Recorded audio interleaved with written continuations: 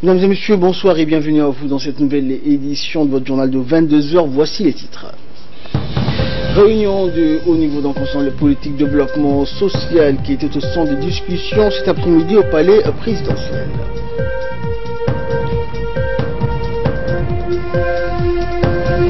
Et la Russie, la Turquie et l'Iran réunis pour un sommet tripartite.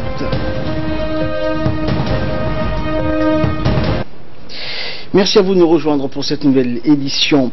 Le président de la République, Ismaël Omar Guelleh, a dédié cet après-midi une nouvelle édition de la série de réunions de haut niveau qu'il organise depuis près de 2 semaines avec à chaque fois des groupes de ministres accompagnés de leurs principaux collaborateurs à la notion de lutte contre la pauvreté et le développement social. Thématique transversale par excellence, la lutte contre la pauvreté et le développement social relève du champ de compétences de plusieurs départements. Si effectivement le secrétariat d'État à la solidarité fait de cette thématique sa matrice essentielle, bien d'autres départements dans l'éducation, la santé ou encore le travail concourent aussi aux efforts visant à faire reculer sous nos cieux le spectre des précarités, de la pauvreté et de l'exclusion.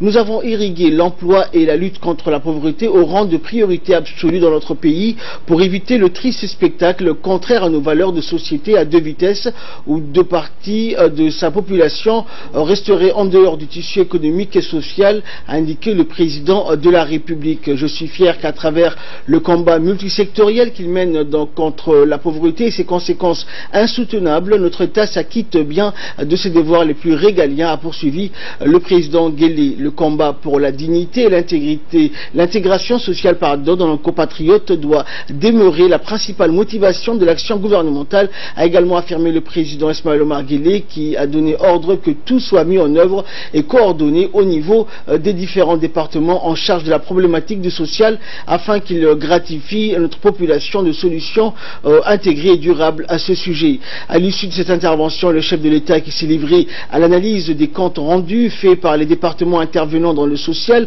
a sommé le secrétariat d'État aux affaires sociales à davantage partager ces informations dans le domaine avec les autres services partenaires. Le ministère de l'Agriculture a quant à lui donc reçu pour instruction, après les bons résultats enregistrés contre la soif, la poursuite des efforts contre la sécurité alimentaire. Le ministère de l'Éducation nationale, département investi de la lourde responsabilité de conférer à tous nos compatriotes les rudiments nécessaires à l'acquisition du savoir-faire minimal qui est indispensable à l'émancipation aux exclusions durables, a quant à lui donc, après son succès de l'école pour tous, reçu pour instruction de relever désormais le défi d'une école inclusive de qualité. À noter également que le ministère de la Santé, partenaire efficient de la problématique du social, a été enjoint d'étendre les polycliniques hautement utiles à notre population et introduites depuis peu dans 5 quartiers de la capitale à l'ensemble de notre territoire. Et dans un mot d'introduction fait au début de cette importante réunion de travail, le président de la République a décrit la lutte contre la pauvreté comme la principale priorité de notre gouvernement. On écoute le chef de l'État. Aujourd'hui, nous allons procéder à l'analyse des concepts qui animent notre politique de développement social. Aujourd'hui, c'est le social. L'accès pour tous aux services sociaux de base.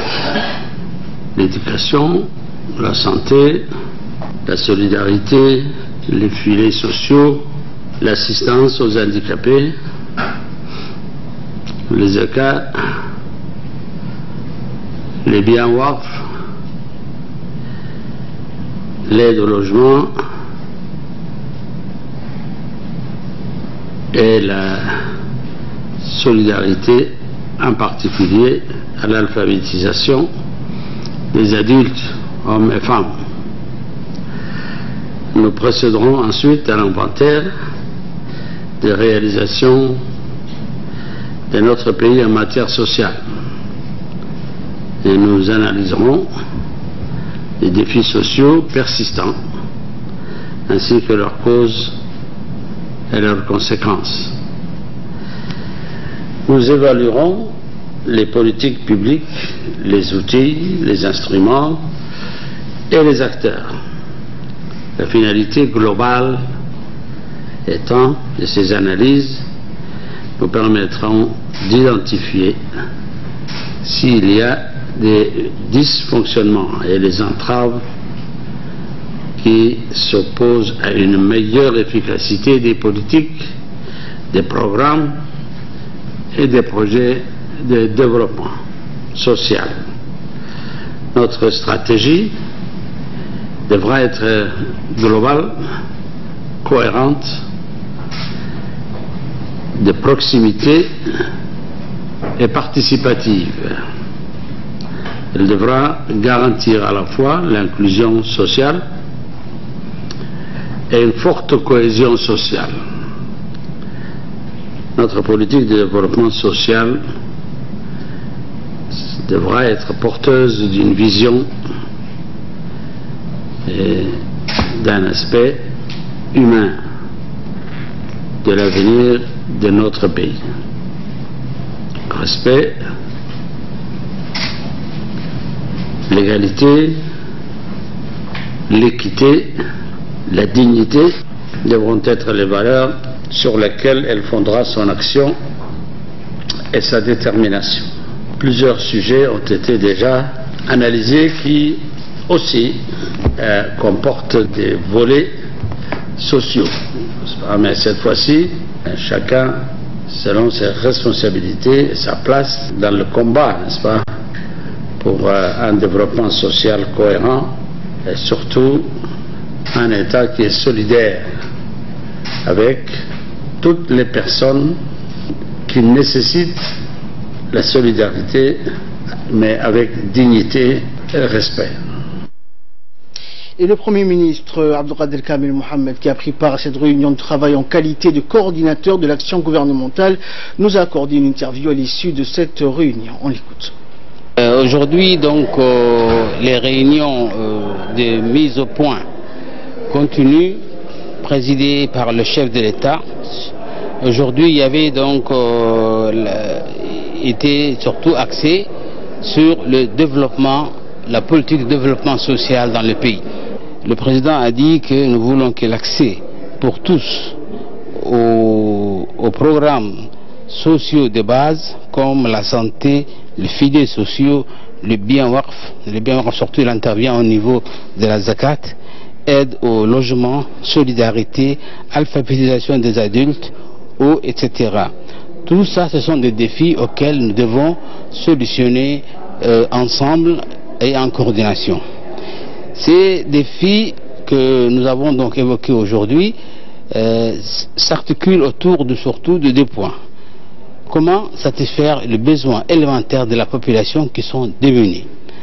Donc, le ministère de l'Éducation intervient surtout au niveau de la scolarité de base, où la scolarité est gratuite.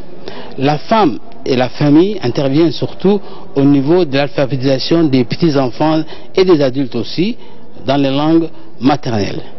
Et puis ils aident aussi les familles qui sont pauvres en leur donnant, en leur octroyant de temps en temps des denrées alimentaires. La secrétaire d'État aux affaires sociales, c'est le ministère clé qui joue un rôle très important. Il joue un rôle dans les filets sociaux, dans les transferts monétaires, exemple, dans la distribution des vivres pour les populations. Ces familles qui sont diminuées amènent leurs enfants à l'école et aussi amènent leurs enfants à se faire ausculter dans les centres de santé. Maintenant, tout le monde amène leurs enfants à l'école et ils vont aussi voir le centre de santé le plus proche. Et comme ça, les enfants aujourd'hui qui sont diminués, demain, ils pourront s'en sortir, une fois qu'ils soient éduqués. Nous avons actuellement ce qu'on appelle l'école d'excellence, mis en place par le ministre de l'Éducation nationale.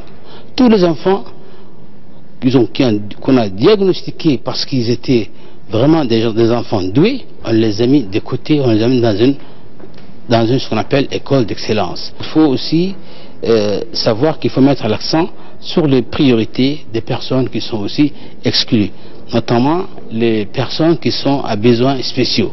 Pour cela aussi, on a créé des écoles. La plupart des personnes, soit ils n'ont pas, qui sont démunies ou qui ont un handicap, doivent être traités au même pied d'égalité que tous les Djiboutiens. Le ministère de la Femme et de la Famille loué donc pour le nombre d'importantes initiatives entérinées, notamment dans le domaine de l'illettrisme des femmes, où il offrit durant l'année écoulée la possibilité de suivre des cours d'apprentissage de langue nationale à quelques 3471 femmes, et a été encouragé à soutenir ces efforts, notamment la démocratisation des crèches communautaires. Pour plus de précisions, je vous propose de suivre l'intervention de la ministre de la Femme et de la Famille. Effectivement, nous venons de sortir d'une réunion avec le chef de l'État, président de la République, M. Ismaël Omar Guelleh. Le sujet et le thème de cette réunion portait sur la politique de développement social et les services de base. Chaque département, nous étions autour de la table, à peu près 6 ou 7 départements ministériels. Chaque département ministériel a présenté les initiatives et actions entreprises en matière de politique de développement social et les services de base offerts par chaque département ministériel. L'objectif, je pense, de cette réunion était de voir comment nos actions pouvaient être complémentaires et pouvaient servir au mieux nos populations, dont nous savons tous aujourd'hui, nous avons une grande partie de la population qui souffre de vie dans une situation de précarité. Dans l'agenda du chef de l'État, il est inscrit au cœur de cet agenda le développement social. Le développement social, le ministère de la Femme et de la Famille, si je dois parler du département dont je suis responsable, a entrepris une série d'activités, aussi bien pour les familles, femmes et filles en situation de précarité, à travers des appuis. Les appuis ils peuvent être administratifs, ils peuvent être sociaux et ils peuvent être économiques. Et toutes les actions entreprises en faveur du développement et de la protection de la petite enfance, car si nous voulons arriver à un développement durable, il faut investir sur l'enfance. À l'occasion du 40e anniversaire de l'établissement des relations diplomatiques entre la République de Djibouti et la Fédération de Russie, le ministre des Affaires étrangères et de la coopération internationale, porte-parole du gouvernement, Mohamed Ali Youssouf, et son homologue russe des Affaires étrangères, Sergei Lavrov, ont échangé un message de félicitations. Dans leur message, les deux ministres ont rappelé la longévité des relations et la vitalité de la coopération entre les deux pays, qui s'est avérée dense et fructueuse dans les domaines aussi variés que l'enseignement supérieur, le transport aérien et la culture. Ils se sont engagés donc à renforcer davantage des relations bilatérales entre nos deux pays. La 6e conférence sous-régionale de l'Afrique de l'Est sur le renforcement de la lutte contre le terrorisme s'est ouverte ce matin au Djibouti Palace au Kempinski. Cette rencontre a regroupé des procureurs issus des pays de la sous-région et des magistrats. La République de Djibouti a accueilli donc ce matin une importante réunion. Il s'agit de la 6e conférence donc sur le renforcement de la lutte contre le terrorisme organisée par les autorités judiciaires djiboutiennes en partenariat avec l'Association internationale des procureurs. Cette conférence a été présidée par le ministre de l'Intérieur, Hassan Omar, et a vu la participation du directeur général de la police par intérim, le colonel Abdulrahman Mohamed Kahin, des représentants d'organisations internationales et bien sûr l'objectif de cette conférence régionale étant de renforcer la collaboration entre tous les services en charge de la lutte antiterroriste et le crime transnational organisé, car le terrorisme est devenu un fléau mondial. C'est pourquoi cette réunion consistait à trouver les voies et moyens de le contrecarrer. Et dans son discours, le ministre de l'Intérieur Hassan Omar Mohamed a rappelé que le terrorisme est devenu une sérieuse menace dans notre région. On l'écoute. Cette 6e réunion de l'organisation sous-régionale, comme d'habitude, pour objectif de discuter et d'analyser en ces 2 jours comment lutter contre le terrorisme dans notre région. Comme vous savez, le terrorisme est devenu un fléau mondial.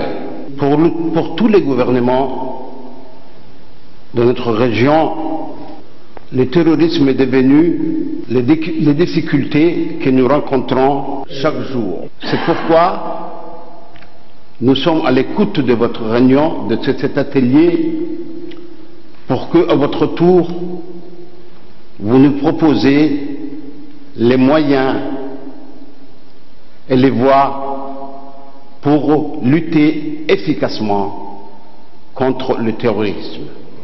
L'efficacité de lutter contre les méfaits du terrorisme réside à travers une coopération étroite tant entre les différentes forces formées et équipées pour cet objectif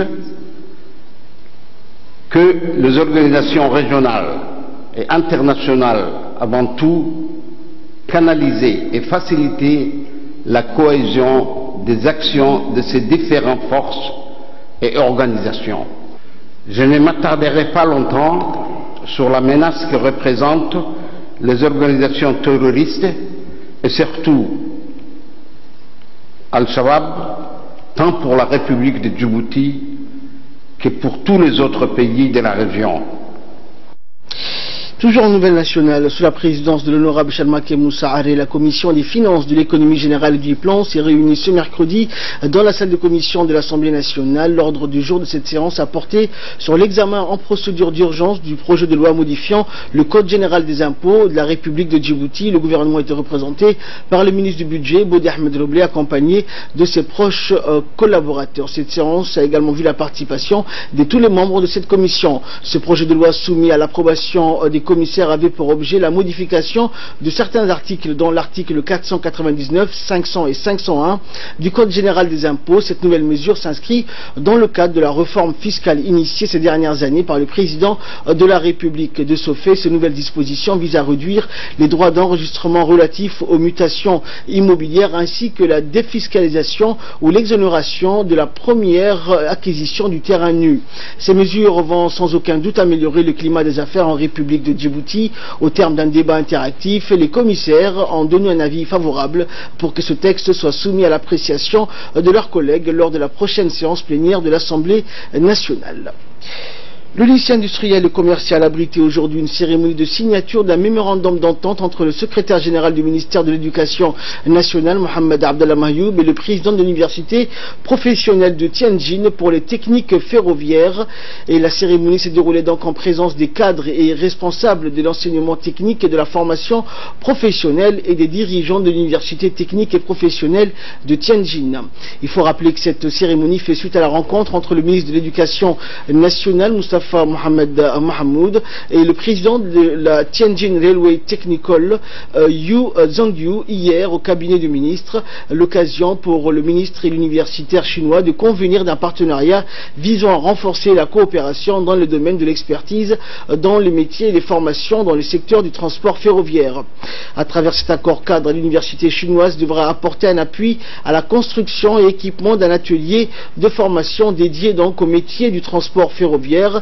Elle fournira par ailleurs une formation et un encadrement des formateurs djiboutiens tout en accompagnant la mise en œuvre des filières de formation. Mieux encore, l'université chinoise offrira des formations aux sortants des filières du transport ferroviaire et elle s'engage aussi à échanger et partager des technologies et équipements didactiques avec son partenaire djiboutien. Du métier lié au secteur ferroviaire.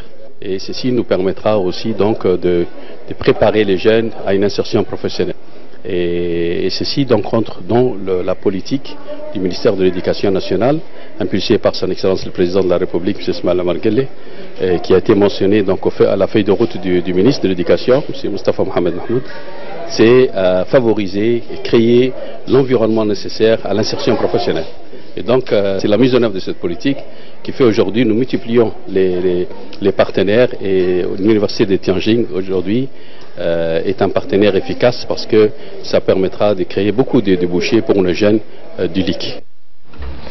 Le ministre de l'Habitat, de l'Urbanisme et de l'Environnement, Moussa Mohamed Ahmed, a participé le 3 avril dernier au Mali à une conférence intitulée « Second dialogue structuré entre l'Afrique du Fonds vert donc pour le climat ». Le ministre était accompagné par Dine Abdallah Omar, secrétaire général du ministère de l'Habitat, et Ibrahim Mahamadou, conseiller technique principal du ministre de l'Économie et des Finances. À l'occasion de cette conférence, le ministre de l'Habitat a rencontré le président du Mali, Ibrahim Boubacar Keïta, qui lui a transmis ses fraternelles salutations à notre président de la République, Ismaïl Omar Guelleh. Cette conférence est placée sous le haut patronage du président de la République du Mali, Ibrahim Boubacar Keïta, l'objectif principal étant donc de faciliter les échanges et transferts de connaissances entre les pays africains et les différentes parties prenantes afin d'améliorer la qualité du processus de programmation et de délivrer des résultats tangibles dans un portefeuille de projets de haute qualité visant des objectifs à court terme, moyen et long terme.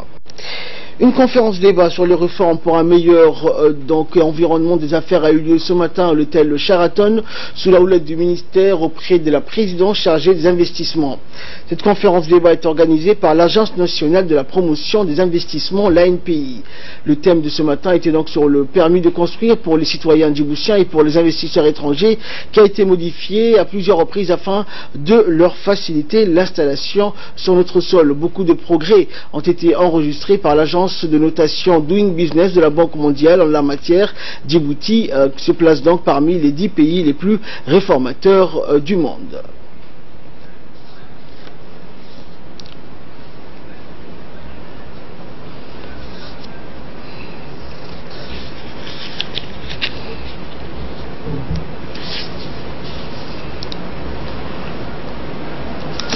Et dans son intervention, le ministre du Commerce a remercié tous les participants d'avoir répondu donc à leur appel et les a indiqué que Djibouti s'est classé dans cette liste grâce à ses efforts et son travail fourni quotidiennement en toute concertation avec les départements concernés. On écoute le ministre. L'ordre du jour qui nous réunit ce matin dans ce lieu est d'une importance primordiale pour notre pays et pour son attractivité commerciale. Il s'agit d'apporter des réformes institutionnelles en profondeur pour être en phase avec la vision du président de la République qui souhaite faire de Djibouti un hub commercial à la hauteur de sa position géostratégique, régionale et continentale. Ces réformes ont pour ambition l'objectif de rendre notre territoire plus attractif et plus compétitif afin de valoriser ses avantages comparatifs à l'échelle régionale. Mesdames et messieurs, la République de Djibouti a d'ores et déjà entrepris des réformes importantes qui lui ont valu d'être classée parmi les 6 pays les plus réformateurs au monde selon Doing Business, et notamment dans le domaine de la création d'entreprises où notre pays est passé de 172e à 115e, en bond de 57 places en seulement en une année. Nous devrions également être tous conscients que ces avancées notables qu'a enregistré notre pays grâce aux réformes entreprises et en cours les visées nullement la reconnaissance et les applaudissements des institutions de Bretton Woods, mais essentiellement, exclusivement, la marche vers notre émergence et notre développement. De telles avancées inscrites dans les derniers rapports 2018 de la Banque mondiale, dont les critères de la création d'entreprises sont dus entièrement à la volonté politique du chef de l'État et aux sacrifices consentis par le budget de l'État afin de réduire les coûts relatifs à la création d'entreprises en République de Djibouti. En nouvelle nationale toujours, le secrétaire d'État à la jeunesse et au sport, Hassan Mohamed Kamil, s'est rendu ce matin à l'hôpital militaire soudanais, accompagné donc de ses plus proches collaborateurs. Cette visite donc qui intervient après le lancement officiel des 11e Jeux de la CJSEI et avait pour objectif de permettre aux premiers responsables de la jeunesse et donc de ces 11e Jeux de constater de visu la qualité des soins de cette importante structure médicale qui a été retenue dans le cadre de ces Jeux. Il a été donc accueilli par une importante délégation composé du général des armées, Ali Hassan, du directeur de l'hôpital, le colonel médecin Madiane, du chef du cabinet, le docteur Sadiq, et du directeur médical, le colonel médecin Nachat Fathiya. Lors de la rencontre, le secrétaire d'État a pu exposer l'objectif de ses attentes quant à ces Jeux. Le colonel médecin Madiane a évoqué les mesures prises à ce jour dans le cadre des préparatifs des Jeux et a tenu à rassurer le secrétaire d'État que son personnel ainsi que lui-même était mobilisé par un encadrement sanitaire optimale des participants. Après la rencontre, le secrétaire d'État a effectué une visite de différents services dotés d'un large éventail d'équipements dernier cri. Nous avons eu l'honneur de faire visiter notre hôpital. Nous sommes prêts et nous allons, je pense, assurer cette organisation dans les meilleures conditions possibles. Nous remercions Son Excellence pour la visite et pour les mots chaleureux Et à la fin de la visite, le secrétaire d'État a exprimé d'abord son remerciement à l'endroit de son collègue de la Défense, puis à l'endroit du général des forces armées djiboutiennes pour cette collaboration précieuse. On l'écoute.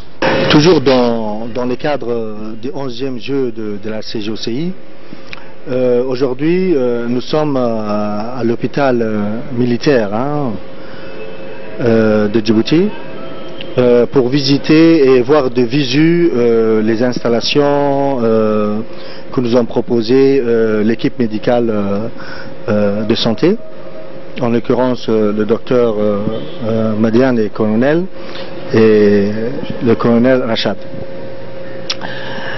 Il faut savoir que ces jeux vont se dérouler, comme on l'a dit et plusieurs fois dit, à Djibouti. 6 pays vont venir sur Djibouti et Djibouti va accueillir plus de 1200 jeunes de 14 à 17 ans. Donc la santé est primordiale pour ces jeunes sportifs qui vont concourir à Djibouti. Et cet hôpital offre tout ce dont a besoin un sportif. Donc on a passé plus de 1h20 pour visiter toutes ces installations, tous les salles qui ont été réservées pour accueillir ces jeunes sportifs. Et sincèrement, je suis émerveillé de la qualité des installations qui existent dans cet hôpital. Maintenant, on est serein. On est prêt à accueillir ces jeunes qui vont venir sur Djibouti, mais aussi je remercie vivement d'abord le ministre de la Défense, le général et surtout les médecins qui vont suivre cette affaire de près, les médecins que j'ai cités tantôt. Donc quel sera le travail à faire? Le travail à faire de l'armée médicale, c'est dans chaque site, on va avoir une équipe médicale. Ça veut dire là où va se jouer les jeux, mais aussi au site d'hébergement, parce que à tout moment on peut rencontrer des problèmes de digestion. Donc un grand bravo à cette équipe médicale, sincèrement, qui fait un travail remarquable.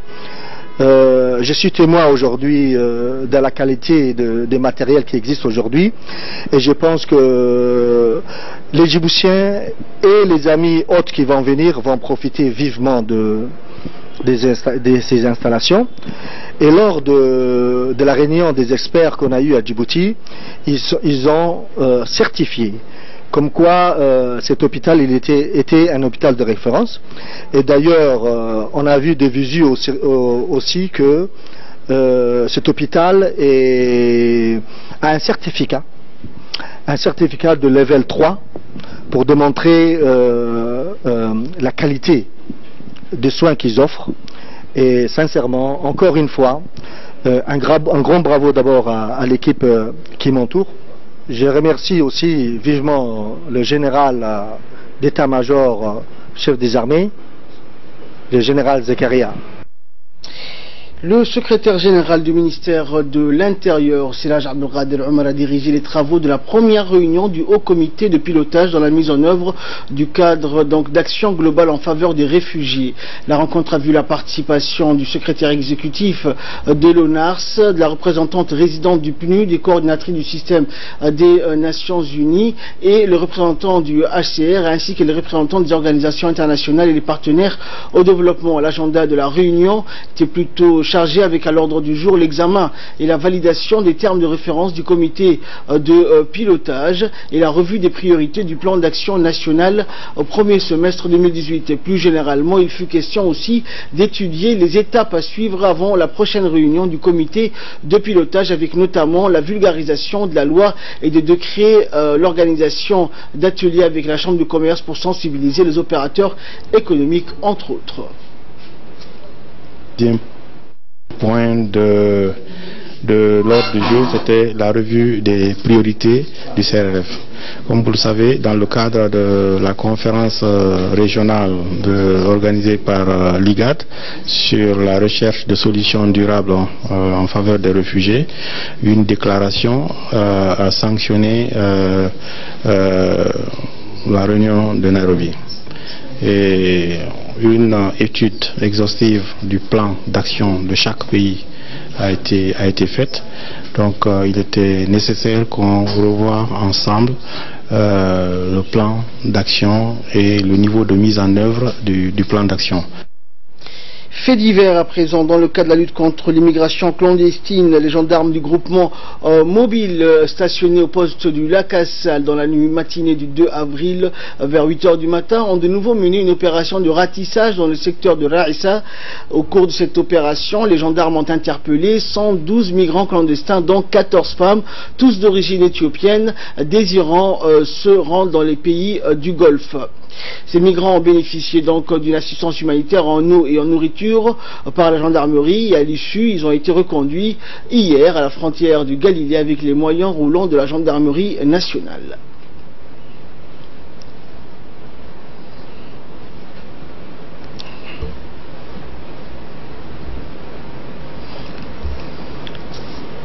Page nécrologie à présent, nous avons le regret de vous annoncer le décès de Feu Moussa Roble-Guélé, l'oncle maternel de notre collègue Khadija Abdillahi Balbalaf, standardiste à la RTD, décédé hier soir à Djibouti. Le défunt laisse derrière lui 7 enfants et 22 petits-enfants.